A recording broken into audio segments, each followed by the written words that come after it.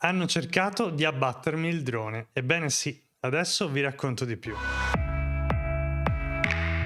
Ciao e benvenuto su questo video. Se non mi conosci ancora, io sono Simone Bergamasco, conosciuto sui social come Dall'Alto Simone, nome che deriva dal mio principale lavoro come pilota di droni. Se ti interessano gli argomenti droni, lavoro, videomaking e lavoro digitale, allora iscriviti al canale perché qui parlo principalmente di questo. Adesso in questo video ti racconto di come hanno cercato di abbattermi il drone e facciamo un ripasso delle regole sulla privacy e perché chi tenta di abbattere il drone sta facendo un illecito molto grave. Andiamo step by step. Innanzitutto ti ho mostrato questo drone che è il mio Mavic 3 Thermal con camera termica perché faccio le ricerche di animali smarriti.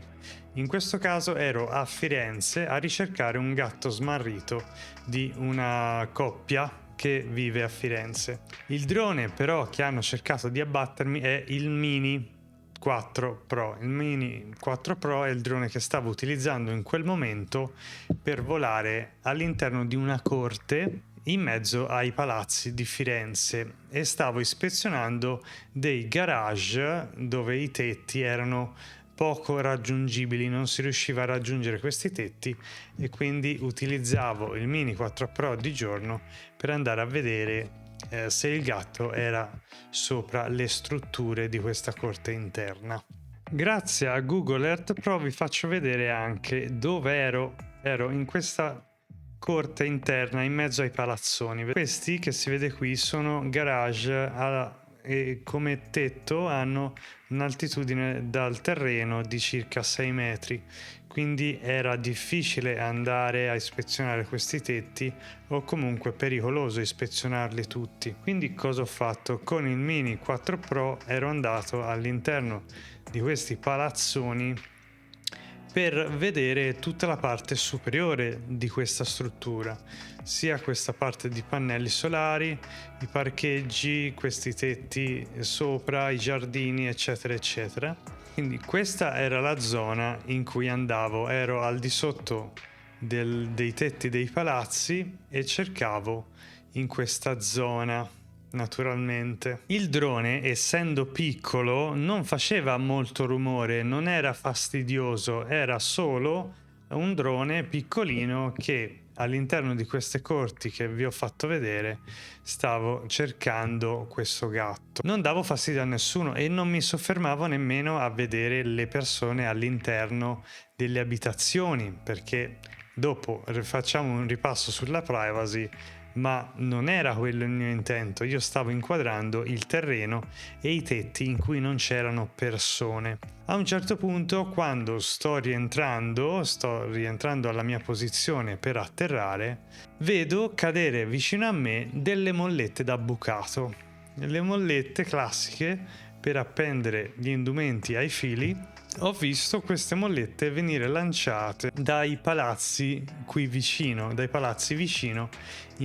dove ero a pilotare il drone. Quindi le persone, non so se una donna o un uomo, cercavano di abbattere il drone con le mollette senza neanche chiedere spiegazioni, perché io ero lì e bastava fare una domanda, chiedere, come succede spesso nel mio lavoro, succede spesso che vengano le persone a fare domande, bastava chiedere e davo spiegazioni senza alcun tipo di problema.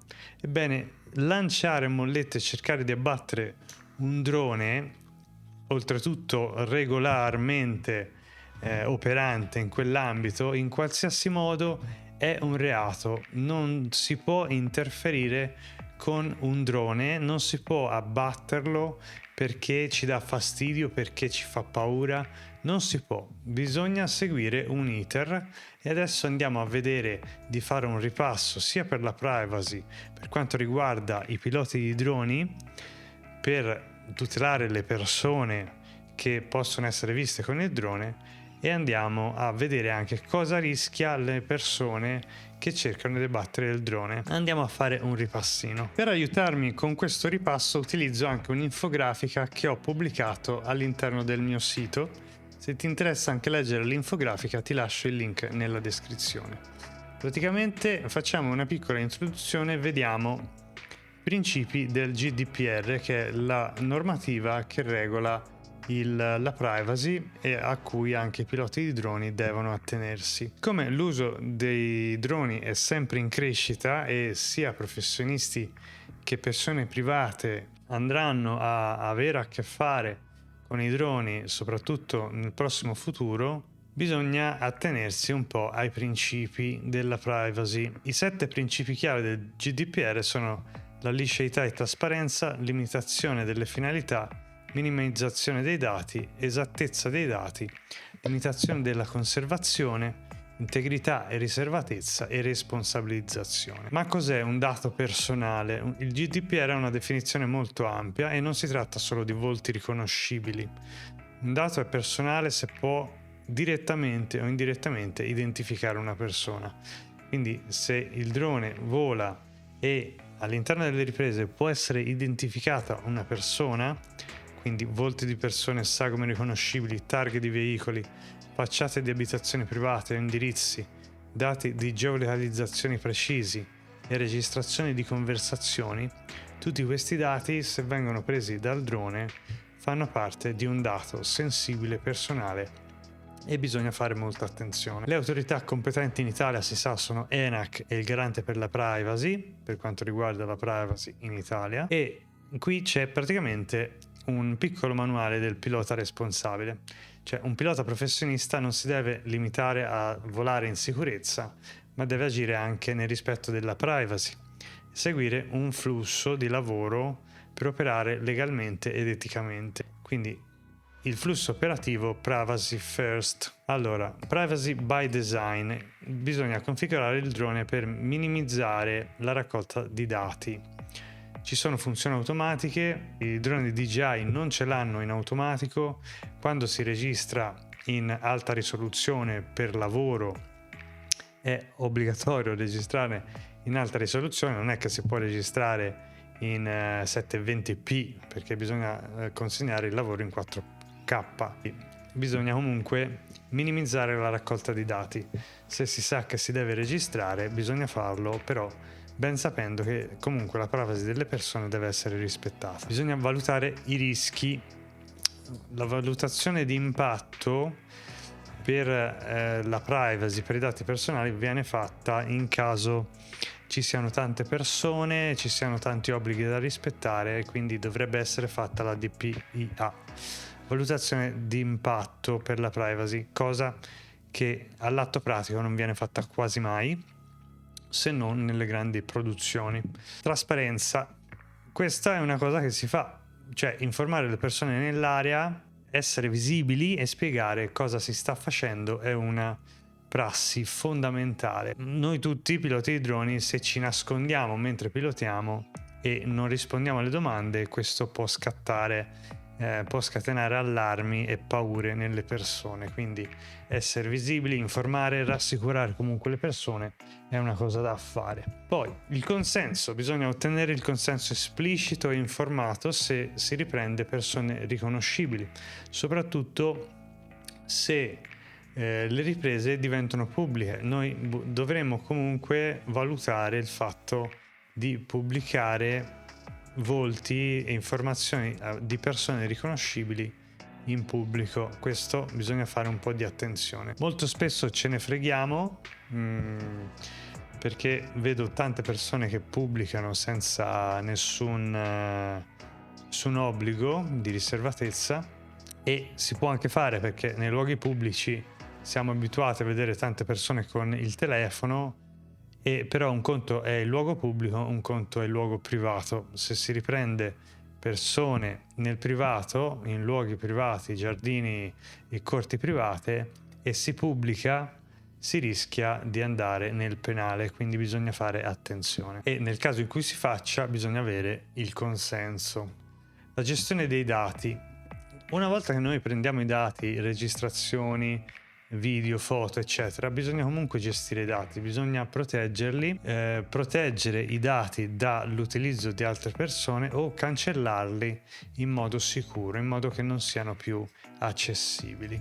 Diciamo che queste sono le le poche cose da fare, cioè fare attenzione comunque che le persone hanno diritto alla propria privacy. Se si riprende luoghi privati non si deve pubblicare le fotografie o i video che ritraggono quelle persone, perché volti, targhe delle macchine, luoghi eccetera, se sono riconoscibili, potrebbero essere dati personali. Adesso però parliamo cosa può fare il cittadino. Il cittadino non è che può farsi giustizia da solo buttando giù il drone, perché rischia veramente grosso. L'aeromobile a pilotaggio remoto è un aeromobile e deve rispettare certe regole aeronautiche, quindi chi abbatte un drone rischia pesantemente delle multe per un illecito. Abbattere un drone è un reato grave. I privati cittadini quindi devono resistere all'istinto di abbattere questi droni.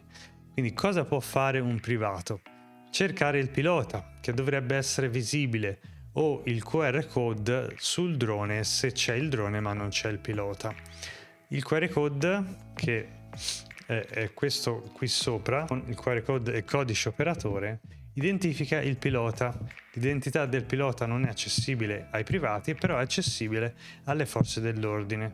Se si comunica il codice pilota alle forze dell'ordine, loro possono rintracciare l'identità del pilota. Quindi puoi anche provare, i privati possono anche usare l'app Drone Scanner, è un'applicazione per iOS e Android che attraverso il Bluetooth e il Wi-Fi riesce a captare i segnali inviati dal drone e identificare drone, posizione del pilota, posizione del drone, identificativo del drone, identificativo del pilota.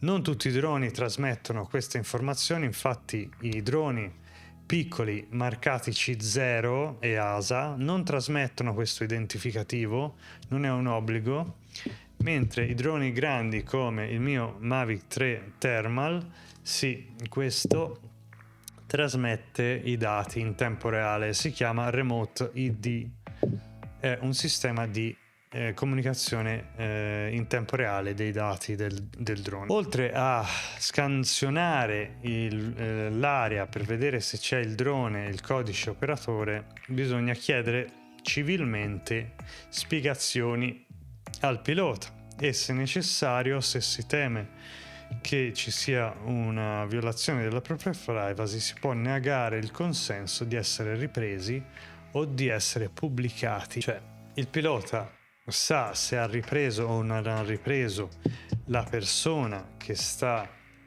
chiedendo spiegazioni e sarà sua premura non pubblicare le foto e i video che ritraggono quella persona che ha chiesto di negare il consenso. Un passaggio ulteriore, se si ha paura della propria privacy, è segnalare alle autorità. Non si deve fare giustizia da soli, ma bisogna segnalare alle autorità. Chi sono queste autorità? Sono il garante della privacy per violazione dei dati personali, la questura e le forze dell'ordine per questioni di sicurezza o reati, per esempio spionaggio in casa, il drone è caduto vicino a delle persone nel proprio giardino, il drone è caduto sul tetto, eccetera. Tutte queste situazioni bisogna chiamare questure e forze dell'ordine per intervenire, perché ci sono anche casi di ladri che cercano di vedere con il drone e di fare sopralluoghi con il drone. Bisogna stare calmi, non bisogna allarmarsi e cercare il pilota del drone, perché nel 90% dei casi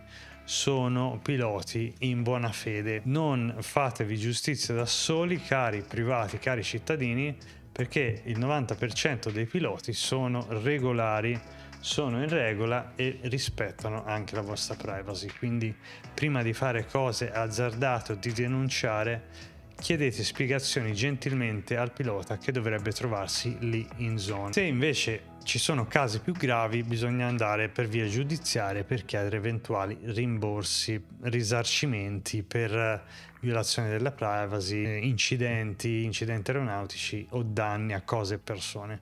In quel caso si va in altri ambiti. Quali sono quindi i diritti delle persone normali, dei civili che vedono un drone e hanno paura del drone. Allora, sicuramente c'è il diritto di essere informato di quello che sta succedendo.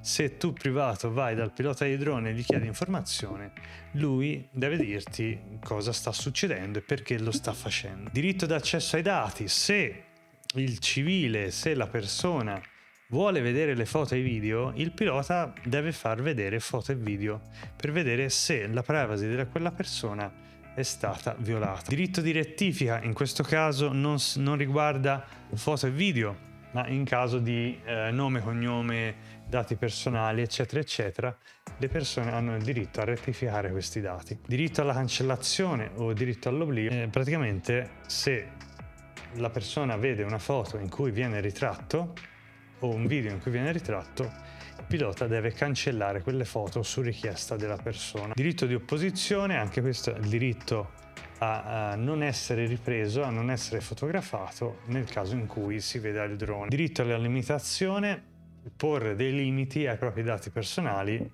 anche questo si può fare.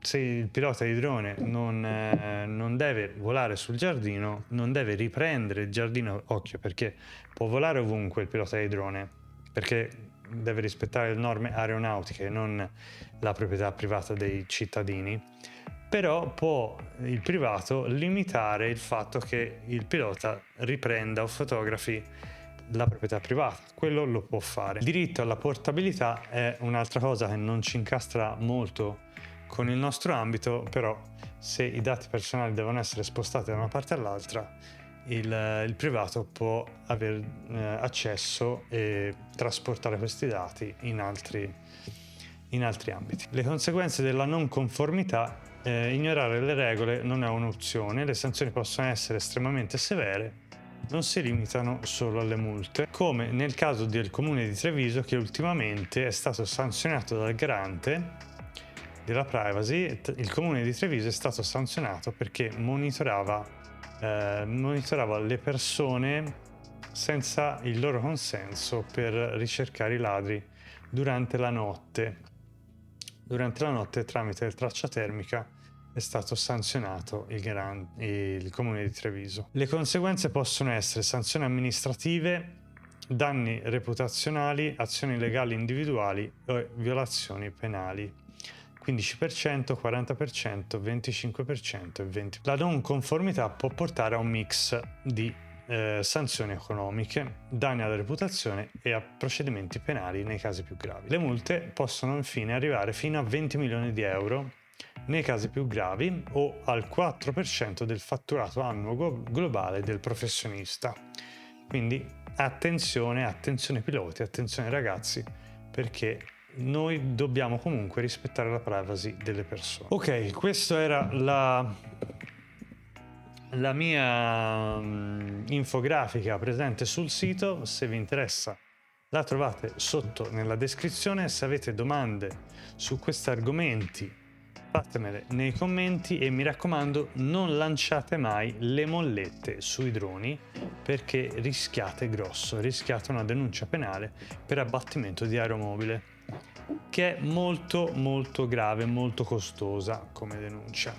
E ricordate che il 90% e se non di più dei piloti è regolare e segue le regole e rispetta la vostra privacy. Siamo ottimisti, dai. Detto ciò, io vi saluto, spero che questo video vi sia stato utile e vi sia piaciuto. Noi ci vediamo nel prossimo video.